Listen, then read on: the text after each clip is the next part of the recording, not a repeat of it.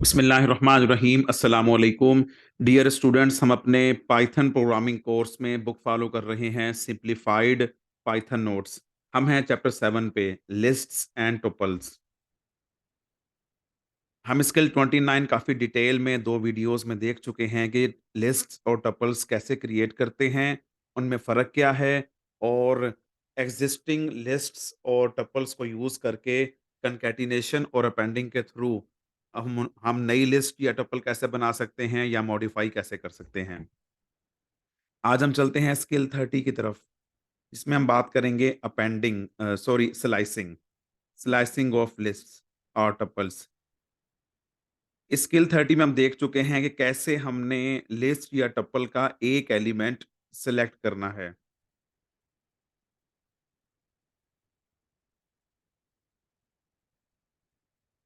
Slicing slicing ये है कि कोई एक एलिमेंट एड्रेस करने के बजाय हमने रेंज ऑफ एलिमेंट्स यानी मोर देन वन एलिमेंट्स समझ लें। स्लाइसिंग क्या है? Addressing a range of elements in a list और टपल। किसी भी लिस्ट या टपल में एक पूरा पोर्शन, उसका अच्छा खासा हिस्सा, सिर्फ एक एलिमेंट नहीं बल्कि एक से ज़ायद एलिमेंट्स इकट्ठे आपने एड्रेस करने हैं। फॉर एग्जांपल, आपके पास एक लिस्ट मौजूद है 10 एलिमेंट्स की और आप कहते हैं कि चौथे एलिमेंट से लेकर 7वें एलिमेंट्स तक जो भी एलिमेंट्स हैं उन्हें ये कर दें। या आप कहते हैं कि तीसरे एलिमेंट से लेकर 8वें एलिमेंट तक एक-एक एलिमेंट के गैप के बाद जो-जो एलिमेंट्स बनते हैं उनको कुछ करना है आपने। तो जो इस तरह से आप मतलब आप स्लाइसिंग के ज़रिए से एड्रेसिंग करेंगे अ रेंज ऑफ एलिमेंट्स। तो हम पिछले में देख चुके हैं कि कैसे इंडिविजुअल एलिमेंट कैसे सेलेक्ट करना है। अब हम कोई पोर्शन सेलेक्ट करने की बात करेंगे। तो उसके लिए जो जनरल फॉर्मेट बनता है स्लाइस का, यानी वो पोर्शन जिसको आपने सेलेक्ट करना है, एड्रेस करना है या रेफर करना है, तो उसको हम स्लाइस बोल सकते हैं। तो स्लाइसिंग कैसे करेंगे कि जो एरे या लिस्ट का नाम है वो आ जाएगा और उसके बाद स्क्वायर ब्रैकेट में सिंगल वैल्यू नहीं बल्कि हम 3 वैल्यू दे सकते हैं। स्टार्ट, स्टॉप और स्टेप। स्टार्ट से मुराद ये है कि ये स्टार्ट से मुराद वो इंडेक्स है जहाँ से आपने स्टार्ट करना है और स्टॉप से मुराद वो इंडेक्स है कि जिससे पहले आपने रुक जाना है। और स्टेप से मुराद ये कि स्टार्ट से स्टॉप की जानिब जो हम स्टेप साइज़ लेके चलेंगे, जंपिंग लेके चलेंगे, वो उसका जो है वो उसकी लेंथ कितनी होनी चाहिए। अगर ये स्टेप 1 है तो उसका मतलब है कि जहाँ से आप स्टार्ट करेंगे उसके बाद हर अगला एलिमेंट, और अगर स्टेप 2 है इसका मतलब क्या है कि जहाँ से स्टार्ट करेंगे उसके बाद 2 स्टेप्स लेंगे, यानी एक गैप के बाद अगला जो आएगा वो चूज़ करेंगे। और इस तरह से अगर स्टेप 3 है तो 2 स्किप करेंगे, तीसरा, फिर 2 स्किप करेंगे, फिर तीसरा। इस तरह हम स्टेप स्पेसिफाई कर सकते हैं। अच्छा, अब स्टेप पॉज़िटिव भी हो सकता है, स्टेप नेगेटिव भी हो सकता है, ठीक है? तो स्टेप 2 एक पॉसिबिलिटी ये है कि स्टार्ट का इंडेक्स छोटा होगा, स्टॉप बाद में होगा, यानी ये चौथे से 8वें की बात करें, तो ये स्टार्ट की वैल्यू जो है वो 4 फ़र्ज़ कर लें, स्टॉप है वो 8 या 9 फ़र्ज़ कर लें। तो इस केस में स्टेप साइज़ पॉज़िटिव होना चाहिए और जो इंडिसेस बनेंगे वो इस तरह से बनेंगे। पहला स्टार्ट वाला, अगला स्टार्ट प्लस स्टेप, अगला जो होगा एलिमेंट वो स्टार्ट प्लस 2 स्टेप, फिर स्टार्ट प्लस 3 स्टेप्स, यानी स्टेप को 3 से मल्टीप्लाई करेंगे एंड ऑनवर्ड चलते जाएँगे। और जो सबसे आखिरी आएगा उसको हम एंड कह सकते हैं। वो एंड क्या होगा?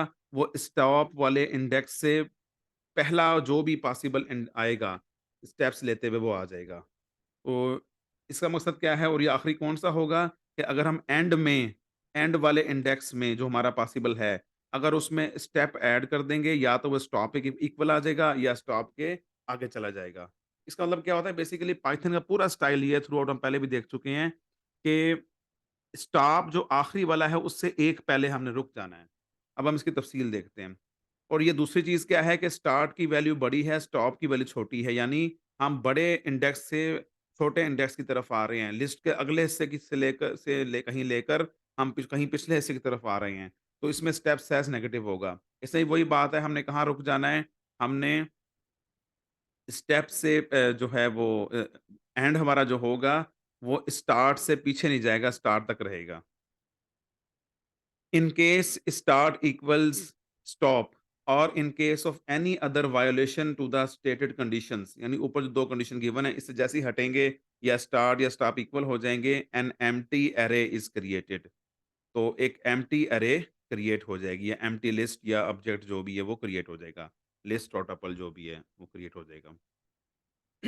अरे से मुराद यहाँ पे क्या है? एन एम्प्टी लिस्ट और टपल इज़ क्रिएटेड। ये एग्जाम्पल से वाज़े होगा, वो हम देखते हैं।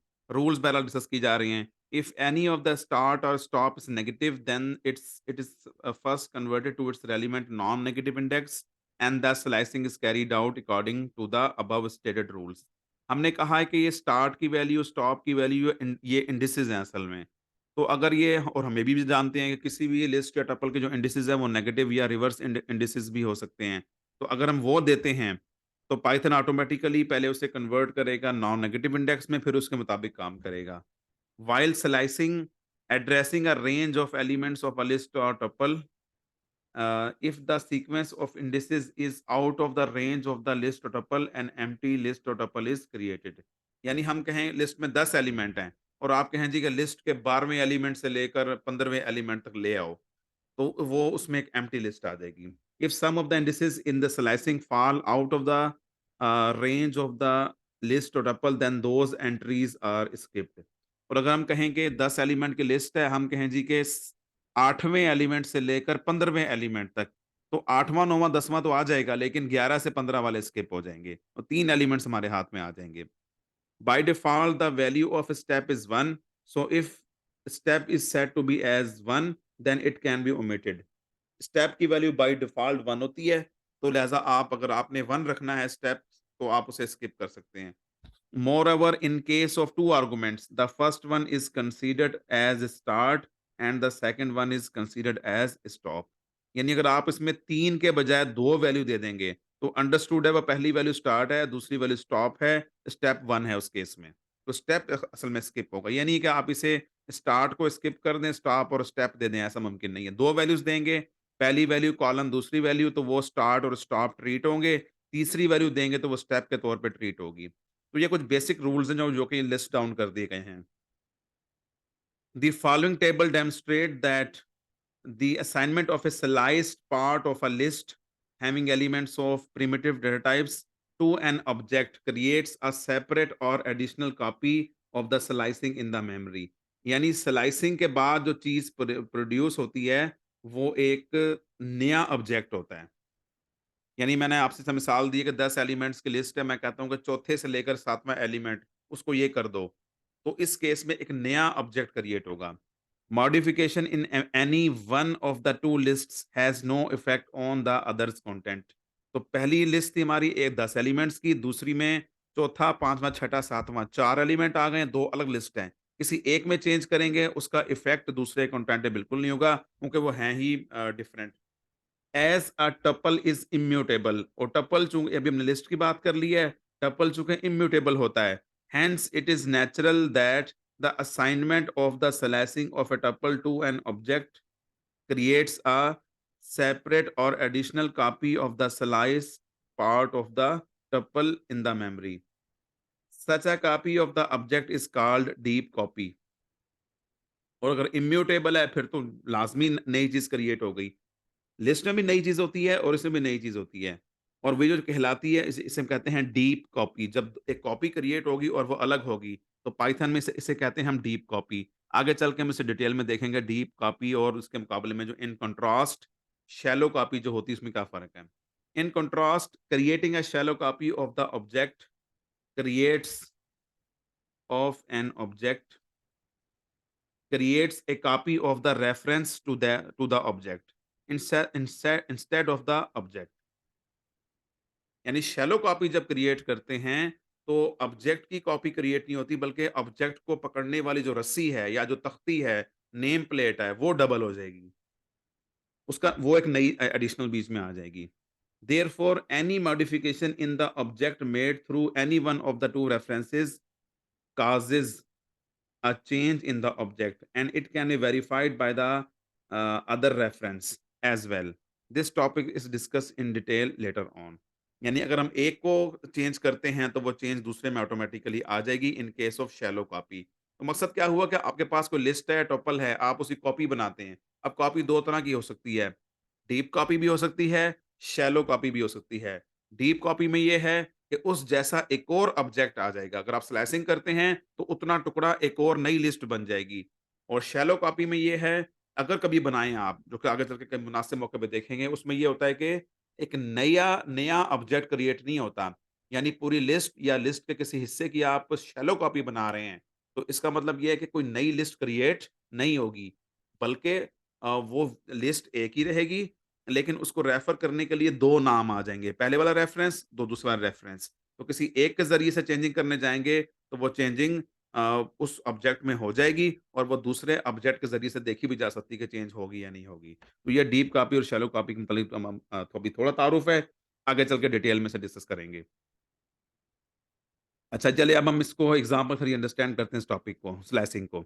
हमने एमएल नाम की लिस्ट क्रिएट की जिसमें 1, 2, 3, 4, 5, 6, 7 7 एलिमेंट्स हैं, कुछ इनमें से इंटीजर हैं, कुछ फ्लोट हैं, ये हमने क्रिएट कर ली। अब हमने कहा कि एमएल में से 162 क्या मतलब है? स्टार्ट करें उस एलिमेंट से जिसका इंडेक्स 1 है, तो 1 किसका इंडेक्स हुआ? 12 का, 5 का इंडेक्स 0 है, 12 का इंडेक्स 1 है और कहाँ तक जाएँ? 6 से पहले तक, 2-2 के गैप से। तो पहले 12 आ गया, तो 2 के गैप से 0 आ गया और फिर 2 के गैप से 2.5 आ गया। और ये कहाँ तक पहुँचे हैं? 0, 1, 2, 3, 4, 5, 6 जो 6 इंडेक्स है वहाँ पे 3 पड़ा हुआ है। हमने इससे पहले तक रुकना है, इससे आगे नहीं जाना। तो पहले 12 आ गया, फिर जंप करके 0 आ गया, फिर जंप करके 2.5 आ गया। तो इस तरह से इसका मतलब है कि एमएल में से 3 एलिमेंट उठा लिए गए। A list V1 is created with the slicing of ML from second through fifth element. छठे से जो है हमने आगे नहीं जाना, छठे से पहले रहना है, ठीक है? फिफ्थ एलिमेंट तक। तो ये क्या आ जाएगा इस केस में? अगर हम एमएल प्रिंट करें, अगर हम V1 प्रिंट करें, ठीक है? तो ये एमएल प्रिंट किया तो वही आ गया 5, 12 माइनस 7.1 0, 12, 2.5, 3 और जो ये 12, 0, 2.5 है, ये V1 की वैल्यू प्रिंट हो गई। प्रिंट V1 का रिस्पॉन्स ये रहा। अच्छा जी, अब नेक्स्ट देखते हैं। अब हमने कहा था जब हम किसी लिस्ट में से स्लाइसिंग बनाएँगे, तो वो स्लाइसिंग एक जो जिसको असाइन करेंगे वो डीप कॉपी होगी, वो डिफरेंट ऑब्जेक्ट होगा। तो इसका तरीका ये चेक करने का कि हम दोनों की आईडी प्रिंट कर लेते हैं।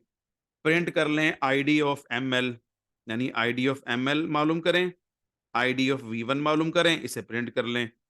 तो उसके बाद हमने प्रिंट किया, तो एमएल की आईडी कुछ और है, V1 की आईडी कुछ और है। इसका मतलब है कि these are 2 different objects. Different ID values shows that ML and V1 are two different references. No, are references to two different different तो हैं ही है। ML और चीज़ है, V1 और चीज़ है। ML और नाम ले तख पढ़ने में ही ML है और V1 पढ़ने में V1 है। लेकिन ये जो 2 अलग-अलग नाम हैं, इनके बिहाइंड जो अपना-अपना ऑब्जेक्ट है, ML का ऑब्जेक्ट ये रहा और V1 का ऑब्जेक्ट ये रहा, वो भी डिफरेंट है। Different ID values shows that ML and M1 are references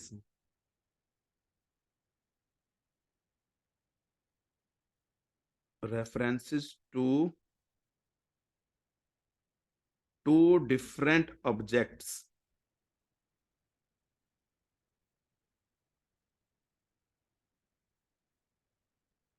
are references to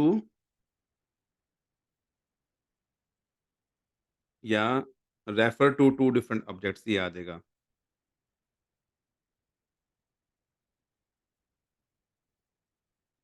चलें ये इस तरह से अच्छा इसके बाद एक और हमारे पास इज़ या इज़ नॉट वाला ऑपरेटर भी है। क्या क्या वो वही चीज़ है? एमएल वही चीज़ है, V1 वही चीज़ है, हम चेक करते हैं। तो हमने लिखा एमएल इज़ V1 तो ये फ़ाल्स आ गया। अगर तो नहीं दोनों सेम हैं, क्या एमएल वही है जो V1 है? तो जवाब आ गया फ़ाल्स। इसका मतलब है कि स्लाइसिंग लेने से डीप कॉपी क्रिएट हुई है। तो ये हमने प्रिंटिंग करा के, आईडी प्रिंटिंग करा के और तीसरा काम ये करा के चेक कर लिया। बल्कि सॉरी ये 2 काम करके आईडीज़ प्रिंट करवा के और इस से चेक कर लिया, दोनों से हमें सेम जवाब मिला कि वो डिफरेंट चीज़ है एमएल और वी1। तो ये एक बेसिक कांसेप्ट था कि स्लाइसिंग से जो चीज़ क्रिएट करनी है वो एक डीप कॉपी क्रिएट होगी। इसके बाद नोट करें जी एमएल 5 क्रॉस एमएल 5 स्टार 4 यानी एमएल का जो 5वां एलिमेंट है उसे 4 से मल्टीप्लाई कर दो और किसे असाइन कर दो वो एमएल 5 को ही असाइन कर दो। 5वें से मेरा सॉरी छठा एलिमेंट है, क्योंकि इंडेक्सिंग 0 से स्टार्ट होती है। तो एमएल का वो एलिमेंट जिसका इंडेक्स 5 है यानी छठा एलिमेंट उसे 4 से मल्टीप्लाई कर दें। वो कौन-सा है? चेक करते हैं 0, 1, 2, 3, 4, 5 वो 2.5 है। उसे हमने 4 से मल्टीप्लाई किया तो 10 आ जाना चाहिए, तो एमएल 5 की वैल्यू 10 हो जानी चाहिए। हमने एक और काम किया V1 V1 यानी कि V1 के 1 यानी दूसरा एलिमेंट में 8 जमा कर दिया हमने। तो V1 का दूसरा एलिमेंट क्या है? V1 का दूसरा एलिमेंट है 0 इसको हमने 8 जमा किया तो ये 8 हो जाएगा, तो 12, 8 2.5 बनना चाहिए। हम इसे प्रिंट करवा के देख लेते हैं। तो देख लें आप ये आ चुका है 5, 12 माइनस 7.10 वैसे ही आ गया 12 और ये 2.5 की जगह पे 10 आ चुका है और 0 की जगह पे 8 आ चुका है। A change made within any of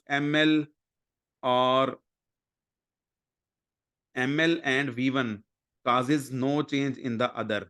The different printings of ML and V1 shows that ML and V1 refer to the different memory contents, deep copies. एक और अंदाज में हमने उसे वेरीफाई कर लिया। यानी ML का नाम इस्तेमाल करके हमने अपडेट किया, वो V1 में अपडेट नहीं आ रही। हमने V1 में अपडेट किया, असल में पॉइंट ये था देखें कि 2.5 वाला एलिमेंट यहाँ से उठ के V1 में उसकी कॉपी गई थी। जब हमने एमएल के अंदर 2.5 को चेंज कर दिया, तो वो V1 को जो बाद में प्रिंट करवाया चेंजिंग के बाद, फिर भी वो 2.5 का 5 है, चेंज नहीं नहीं हुआ।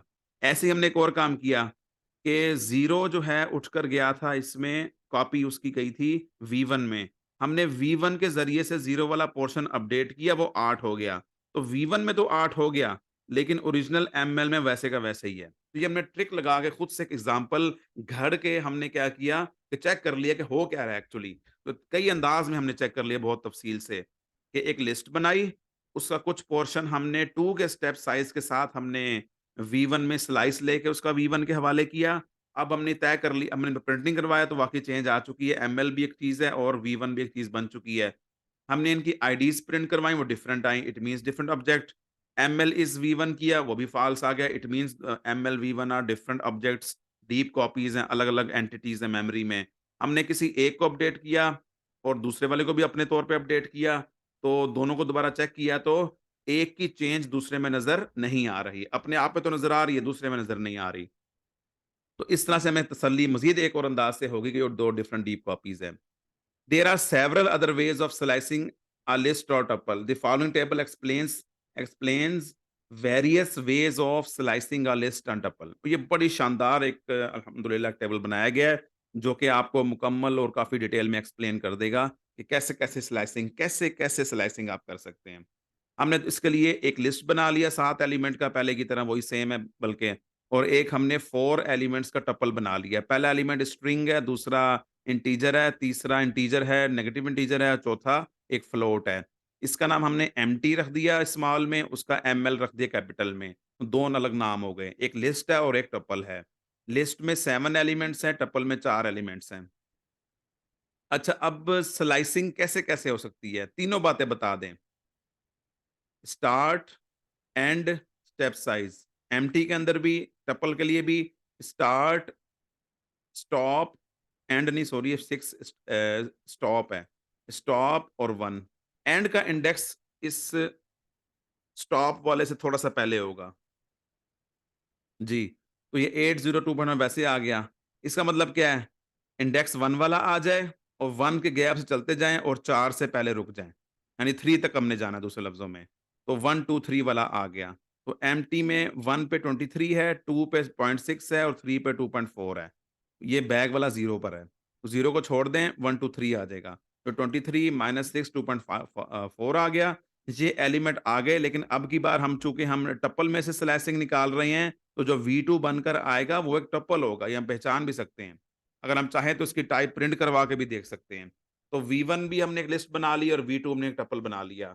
V1 को ML में से स्लाइस करके निकाला, कॉपी ली, डीप कॉपी ली और एम्प्टी में से स्लाइस करके जो डीप कॉपी निकाली है एक टपल की वो V2 नाम दिया। आगे ये एक्सप्लेन भी किया हुआ है। उसके बाद क्या है जी? By specifying the starting index and the ending index plus 1 of the slicing. यानी सिर्फ आपने स्टार्ट और स्टॉप मेंशन कर दिया, लेकिन आपने स्टेप साइज़ नहीं बताया, तो वो ऑटोमैटिकली 1 ट्रीट होगा। तो 1 से 6 का मतलब है 1, 2, 3, 4, 5 ये वाले इंडिसेस उठा लें, तो ये 8 से लेकर 2.5 तक जाएगा।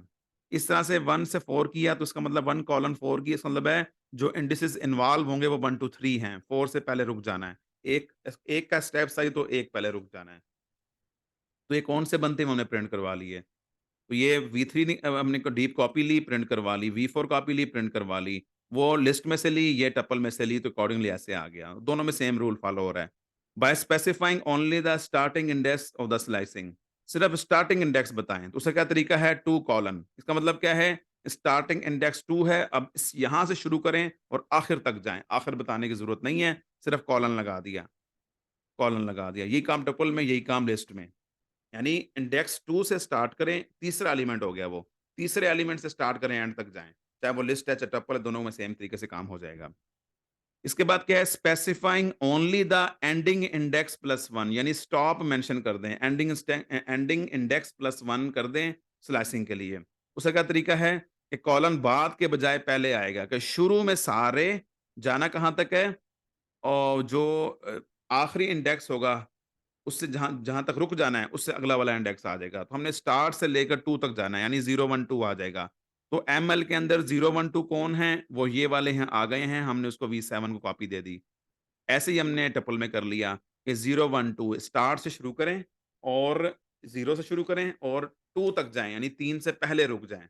ये पाइथन का टिपिकल स्टाइल है कि जो लिखा होता है, उससे हमने पहले रुकना होता है। जितना स्टेप साइज़ है उसको उतना जो है हमने उसके अराउंड जो है वो मतलब उससे उतना कम रखना होता है हमने उसे। और अगर आखिरी वाला जो रखेंगे उसमें स्टेप हम ऐड करें, या तो ये स्टॉप वाला इंडेक्स आ जाए या उससे हम आगे निकल चुके हों, तो इसमें पहले रुकेंगे। By using the positive and negative indices of the slicing. आपने ये 1 कोलन 4 किया, तो उसका मतलब क्या है 1, 2, 3 वाले आ जाएँ, वो तीनों आ गए। V91 कह दिया हमने उसे। अब हमने कहा 1 माइनस 3। अब -3 का मतलब क्या है? -3 का मतलब ये हुआ कि जब ये पॉज़िटिव दे दिया पहला, तो इसका मतलब है कि नॉन नेगेटिव इंडेक्सिंग है। लेकिन अगला हमें नेगेटिव दे दिया, तो नेगेटिव वाले को पहले पॉज़िटिव में कन्वर्ट करेगा। वो कैसे करेगा? हम एमएल पे चलते हैं और देखते हैं -3 कौन है। एमएल में ये -1 है, 3 ये -2 है और ये -3 है। -3 का की जो वैल्यू है एमएल -3 की वो 12 है। यानी इंडेक्स नंबर -3 लेंगे तो वो 12 है और पॉज़िटिव में क्या बनता है नॉन नेगेटिव में 0, 1, 2, 3, 4। तो असल में ये एमएल 4 की बात हो रही है। तो यहाँ जो ये लिखा हुआ है ना -3 ये असल में 4 है। और हमने कहाँ तक जाना है 4 से एक पहले 3 होता है तो हमने 3 तक जाना है। तो ये बन जाएगा 1, 2, 3 तो एमएल में से 1, 2, 3 लिया V92 कॉपी कर दिया। ऊपर हमने नॉन नेगेटिव इंडेक्सेस लिए थे, यहाँ हमने एक को नेगेटिव इंडेक्स ले लिया है। तो उसका हमने पहले तो रूल बता चुके हैं कि जो नेगेटिव इंडेक्स आएगा, उसे पहले पॉजिटिव इंडेक्स में कन्वर्ट करेंगे फिर वो इस्तेमाल हो जाएगा। यही रूल आगे मज़ीद एग्ज़ाम्पल में फॉलो हो रहा है। -6 से -2 तक जाना है। अब -6 कौन है और -2 कौन है वो हम हिसाब लगा सकते हैं। और इसका मतलब है यहाँ से यहाँ तक जाना है, बल्कि जो भी ये नया वाला आएगा इससे एक पहले रुक जाना है। ऐसे ही जो ये 1 से 3 तक मूव किया है तो खैर सिंपल सा आ गया। ये तो 1, 2 आ जाएगा, ये तो 2 आ गए। अच्छा जी, आगे लिखा भी हुआ है कि V101 क्या चीज़ है? एम्प्टी के अंदर इंडिसेस 1, 2 में से जो स्लैशिंग की गई है। 1 -1 अब ये -1 कौन-सा है? -1 आखिरी वाला है एम्प्टी के अंदर और एम्प्टी के अंदर आखिरी वाला कौन-सा है? ये 2.4 आखिरी वाला है और इसका इंडेक्स क्या बनता है? 0, 1, 2, 3 तो असल में यहाँ 3 की बात की जा रही है दूसरे लफ्ज़ों में। 1 से लेकर 3 से पहले तक, तो ये 1 और 2 की बात कर रहे हैं। तो ये अगेन वही 1 और 2 आ गए हैं। लिखने का अंदाज़ डिफरेंट है। तो एम्प्टी 1 कोलन 3 और एम्प्टी 1 कोलन -1 ये सेम है असल में। क्योंकि ना जो नेगेटिव इंडेक्सिंग होती है, उसे पहले हम नॉन नेगेटिव इंडेक्स में कन्वर्ट करेंगे। ऐसे ही फिर ये नेक्स्ट एक और एग्जांपल है कि अब की बार हमने दोनों ही नेगेटिव रख दिए, -3 और -1। अब इन्हें नॉन नेगेटिव इंडेक्स में कन्वर्ट करेंगे और वो इस्तेमाल कर लेंगे। अब आपको देखें ये तीनों एग्जांपल्स V101, V102 और V103 ये तीनों असल में एमटी के अंदर 1 2 1 2 1 2 एलिमेंट को जो है वो एड्रेस करने की बात कर रहे हैं। तो ये हम पढ़ रहे हैं स्लाइसिंग करनी है, यानी एड्रेसिंग करना है किसी लिस्ट या टपल का पोर्शन। अब वो नेगेटिव इंडिसेस के जरिए से भी हो सकता है और नॉन नेगेटिव के जरिए से भी हो सकता है। और हम नेगेटिव इंडेक्स देंगे कोई एक या दोनों, तो वो पहले उसे कन्वर्ट करेगा पॉजिटिव इंडिसेस में, नॉन नेगेटिव इंडिसेस में, फिर उसे इस्तेमाल करेगा। By specifying whole of the list tuple with step size 1, सारे की कॉपी बनाए एक लिहाज से। तो उसका ये तरीका है जी, एमएल कॉलन लिख दी, इसका मतलब है स्टार्ट से एंड तक पूरे का पूरा कॉपी कर दें, वो डीप कॉपी आएगी। तो V111 हमने इसका नाम रखा, ठीक है जी। और ये सिंगल कॉलन से भी आ सकता है, ये डबल कॉलन से भी आ सकता है। ऊपर दोनों ये दोनों मिसालें लिस्ट की हो गई, टपल में भी आ सकता है। तो इसका मतलब है कि एक सारी कॉपी क्रिएट होगी, ऑल द एलिमेंट्स, अगर हम 1 कॉलन या 2 कॉलन लगा देते हैं।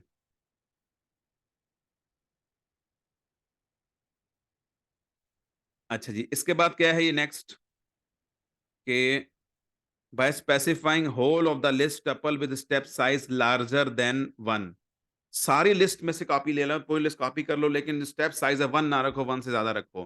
तो डबल कॉलन लगाकर जितना स्टेप साइज चाहिए वो बता देंगे। चाहे ये काम टपल में भी ऐसे हो जाएगा और लिस्ट में भी ऐसे हो जाएगा। तो आप पहचान सकते हैं कि एमएल के सारे एलिमेंट की कॉपी बनाएँ, स्टार्ट से शुरू कर लें, लेकिन स्टेप साइज 2 रखें। तो अब देखें कौन-कौन आ जाएगा, एमएल में देखते हैं। 5 -7.1 12 और 3, 5 -7.1 12 और 3। तो ये देखें 5 -7.1 12 और 3 आ गया। ठीक है जी, ऐसे ही काम हम टपल में भी कर सकते हैं।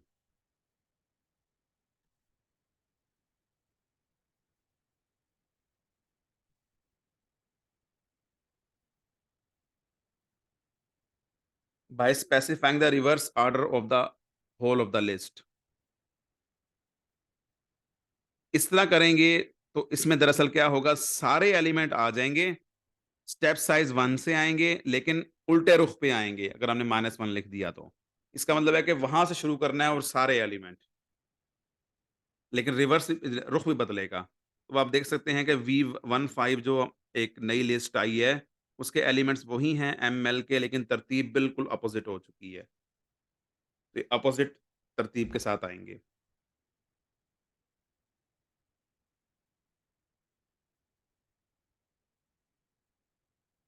यही हिसाब टपल के लिए है। डबल कॉलन सारे के सारे आ जाएँ, -1 स्टार्ट से एंड से लेके स्टार्ट तक रिवर्स ऑर्डर में। Deleting any part of a list और deleting an entire tuple is elaborated in the following table. जी, सपोज़ करें कि आप लिखते हैं एमएल5 से पहले डेल, डेल एमएल5, इसका मतलब है एमएल जो लिस्ट बनी थी, उसका वो एलिमेंट जिसका इंडेक्स 5 है, यानी छठा एलिमेंट वो डेल कर दें। उसके बाद अब जब हम एमएल प्रिंट करेंगे तो आप देखेंगे कि एमएल में अब 7 नहीं बल्कि 6 एलिमेंट्स हैं, और जो 5वें इंडेक्स पे था यानी छठा एलिमेंट वो उसमें से निकल गया है। छठा एलिमेंट जो कि इंडेक्स 5 वाला है वो निकल चुका है। आप डेल स्लाइस भी कर सकते हैं। ML1:4 क्या मतलब है? पहला, दूसरा, तीसरा, 4 से पहले रुक जाना है। तो ML में से 1, 2 और 3 लें और डेल उतना हिस्सा उड़ा दें। तो जो बाकी बचेगा वो, अगर हम इसी को ML, हमारा लेटेस्ट वाला ML ये है, इसमें से पहला, दूसरा, तीसरा अगर हम गायब कर दें इसमें से 1 से 4 तक, तो ये पहला, दूसरा, तीसरा ये गायब हो चुके हैं। सॉरी, ये 1 से मुराद है दूसरा वाला, 1, 2, 3 दूसरा, तीसरा, चौथा, और ये इंडेक्स 5 4 का मतलब 5वां एलिमेंट। तो ये 8 भी स्किप हो गया, -7.1 भी और 0 भी, जो बाकी बचा वो क्या है? 5, 12 और 3 आ गया। और अगर हम डेल लिखकर आगे लिस्ट का नाम लिख देते हैं, तो इसका मतलब है कि सारी की सारी जो लिस्ट है वो मेमोरी से डिलीट हो जाएगी। और हम प उसके और जब डिलीट हो गई है, उसके बाद हम प्रिंट एमएल करेंगे तो क्या आएगा? नेम एरर, एमएल डिफाइंड ही नहीं है, वो डेल कर चुके हैं। ऐसे ही जो है ये काम हम टुपल के लिए भी कर सकते हैं। कोई नहीं, टुपल के लिए करने की कोशिश करेंगे तो एरर आ जाएगी, सॉरी। यानी लिस्ट के लिए डेल करेंगे तो इंडिविजुअल एलिमेंट भी डेल हो जाएगा, स्लाइसिंग भी डेल हो जाएगी और पूरी लिस्ट भी डेल हो जाएगी। लेकिन टुपल वाले केस में इंडिविजुअल एलिमेंट या स्लाइसिंग डेल नहीं हो सकती, क्योंकि टुपल जो है वो इम्यूटेबल है। अगर आप del empty 1 करेंगे तो एरर आ जाएगी। Tuple object does not support item deletion, ये एरर आ जाएगी। लेकिन अगर आप del लिखकर empty लिख देंगे तो पूरी की पूरी टपल डिलीट हो सकती है। तो print empty name error, name empty is not defined, defined ही नहीं आपने प्रिंट करवाने की कोशिश की है तो। तो इस तरह से ये छोटे-छोटे कुछ रूल्स हैं और मज़ीद भी हैं। इफ अ लिस्ट और tuple is deleted using del command और the list tuple variable is assigned an empty one, then its shallow copy is not affected. यानी del कमांड यूज करके टपल या लिस्ट हम अगर डिलीट कर दें तो असल में जो ऑब्जेक्ट होता है वो डिलीट नहीं होता, उसका रेफरेंस डिलीट होता है। ये हम चैप्टर 2 में भी देख चुके हैं कि जब किसी चीज़ को मेमोरी से वैनिश करते हैं तो प्रैक्टिकली पाइथन उसे मेमोरी से गायब नहीं करता, बल्कि उस हैंडल को, उस वेरिएबल को, उस रेफरेंस को गायब कर देता है, जिसके ज़रिए से आपने उस ऑब्जेक्ट को कैच करना था, पकड़ना था। वो नाम ही उड़ा देगा और जब वो नाम उड़ जाएगा, वो चीज़ अब इस्तेमाल नहीं हो सकती। फिर पाइथन का अपना एक मैकेनिज़्म है बैकग्राउंड में, वो जो उस जिसको हम कहते हैं गार्बेज कलेक्टर। तो वो गार्बेज कलेक्टर कुछ-कुछ टाइम के बाद पीरियोडिकली वर्क करता है और मेमोरी में से वो सारे ऑब्जेक्ट्स डिलीट कर देता है, जिनके रेफरेंस डिलीट हो चुके हों। तो चैप्टर 2 में स्किल 9 में हम देख चुके हैं कि ऑब्जेक्ट से क्या मुराद है और ऑब्जेक्ट के रेफरेंस से क्या मुराद है। इसकी मिसाल आसान एक और भी थी कि एक है बैल आपके पास और एक है बैल को पकड़ने वाली रस्सी। तो अब वो उस बैल को पकड़ने के लिए सिर्फ़ एक वो रस्सी ही है और कोई चीज़ नहीं है। तो अगर वो रस्सी डिलीट कर देंगे, रेफरेंस डिलीट कर देंगे, तो अब आप बैल आपके हाथ से निकल गया। अब वो मेमोरी में मौजूद है लेकिन आपके कंट्रोल में नहीं आ सकता, आप उसको इस्तेमाल नहीं कर सकते। गार्बेज कलेक्टर जो है वक़्तन-फ़वक़्तन वो ऐसे ऑब्जेक्ट्स को मेमोरी से डिलीट कर देगा, लेकिन आपके प्रोग्राम से उसका कंट्रोल खत्म हो चुका है। तो जब ये डेल आपने किया एमएल या डेल एमटी किया, तो इस केस में अ, डिलीट हुआ है रेफरेंस, ना कि ऑब्जेक्ट, ठीक है? और अगर उसकी मौजूद है कोई शैलो कॉपी, तो वो तो शैलो कॉपी का मतलब क्या है कि एक ही ऑब्जेक्ट था, उसकी 2 रस्सियाँ थीं, 2 उसके रेफरेंस थे, एक बैल है, उसकी 2 रस्सियाँ हैं। आप एक रस्सी काट भी देंगे, तो दूसरी रस्सी से वो बैल उस काबू में आ सकता है। लेकिन अगर बैल की एक ही रस्सी है और वो काट देते हैं, तो अब वो बैल आपके कंट्रोल से निकल गया, रेफरेंस आपसे डिलीट हो गया। तो अगर दोनों रेफरेंस डिलीट करेंगे, अगर 2 रेफरेंसेस हैं और दोनों डिलीट करेंगे, तो उस केस में फिर वो ऑब्जेक्ट हमारे इस्तेमाल से नि प्रोग्राम में उसका कंट्रोल हमारे हाथ से निकल जाएगा, प्रोग्राम उसको इस्तेमाल नहीं कर सकता। तो बेसिकली रेफरेंस डिलीट होता है। del statement followed by the identifier of a list or tuple deletes it from the memory, deletes this reference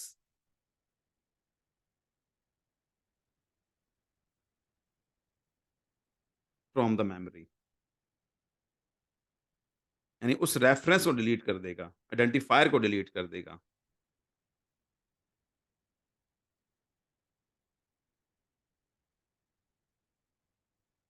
followed by a reference to the list, to a list और tuple deletes the reference from the memory, ठीक है जी? और यही चीज़, यही rule same यहाँ पे follow हो जाएगा। अगर हम चाहें तो कॉपी पेस्ट कर सकते हैं अपनी सहूलत के लिए कि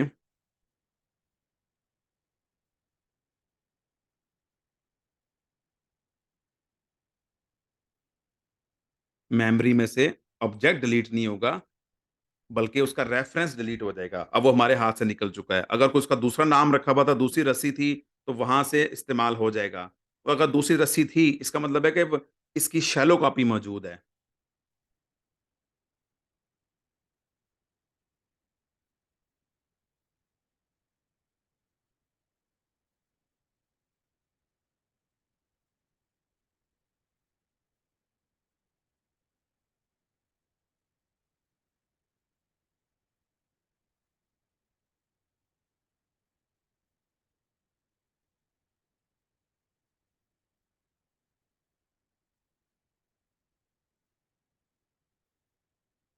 ये प्रिंट करने से एमएल आपके हाथ नहीं आएगा क्योंकि हमने शैलो कॉपी तो बनाई नहीं थी इसकी। एमटी की शैलो कॉपी भी नहीं थी, तो वो इस्तेमाल नहीं हो सकता या कम से कम एमटी के ज़रिए से इस्तेमाल नहीं हो सकता। एमएल के ज़रिए से वो ऑब्जेक्ट इस्तेमाल नहीं होता है। एमएल कोई चीज़ नहीं है, कोई रेफरेंस नहीं है। तो वो जो रस्सी थी वो खत्म हो चुकी है। एमएल रस्सी का नाम है, एमटी रस्सी का नाम है। एमएल लिस्ट नहीं है, बल्कि एमएल असल में लिस्ट की जानिब जाने वाली रस्सी है। वो हैंडल है, वो रेफरेंस है, वो आइडेंटिफायर है जिसके ज़रिए से हम उस लिस्ट को इस्तेमाल कर सकते हैं, तो एमएल उसका वो चीज़ है। यानी इसका मकसद क्या है कि एक पर्सन है, उसका नाम है सपोज़ अरशद, तो अरशद उसका रेफ़रेंस है और जबकि वो एक शख़्स है। अब अगर नाम मिट जाएगा तो वो उस शख़्स को एड्रेस करना मुश्किल हो जाएगा, लेकिन उसका वजूद बरकरार है। ये इस कैफ़ियत से इसको हम मैच कर सकते हैं। इफ अ लिस्ट और is deleted using the del command, तो इससे असल में क्या होता है, इससे or the list variable is assigned an empty one or the list tuple variable is assigned an empty one, यानी अगर empty भी उसे उसे प्रोवाइड कर दें, empty भी दिखा दें, जो पहले हमने देखा था कि गालिबन उसको डिलीट करने के लिए एक और तरीका होता है ml इज इक्वल टू, अगर हम उसको इस तरह से कर दें, यानी सपोज क्या लिखें, ml इज इक्वल टू इस तरह से कर दें, या हम कर दें empty इज इक्वल टू ऐसे कर दें। तो इन दोनों केसेस में दरहकीकत क्या होगा कि जो एमएल जिस लिस्ट को रेफर कर रहा था, वो लिस्ट मेमोरी में मौजूद रहेगी, लेकिन हमारे इस एमएल के हवाले से उसका कंट्रोल निकल गया। एमएल अब एक नई लिस्ट को जो है वो अ, रेफर कर रहा है जो कि एम्प्टी लिस्ट है। ऐसे ही जो जो एमएल है, सॉरी, और यही काम सेम टपल के लिए हो जाएगा।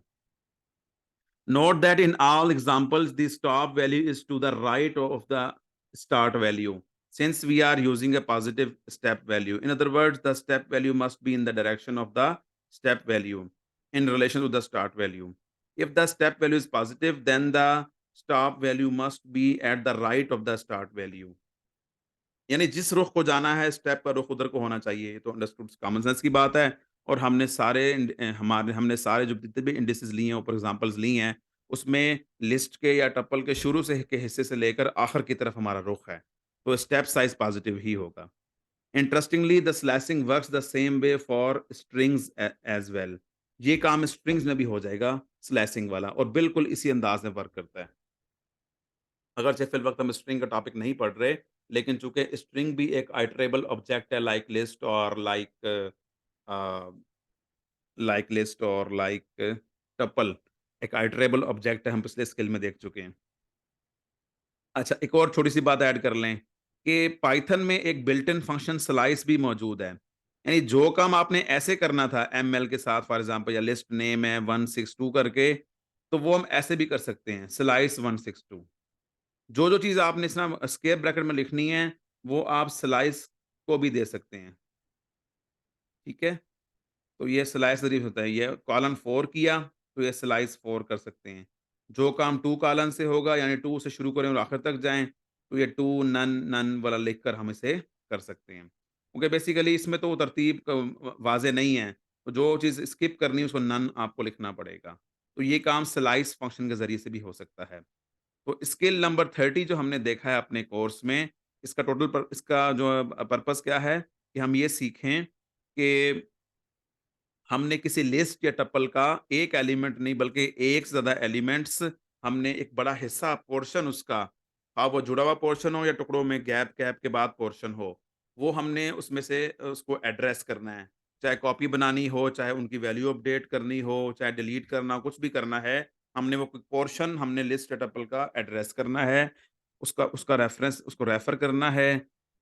तो उसके लिए उस जो वर्ड इस्तेमाल होता है पाइथन में, वो स्लाइसिंग है, हम स्लाइसिंग करने जा रहे हैं।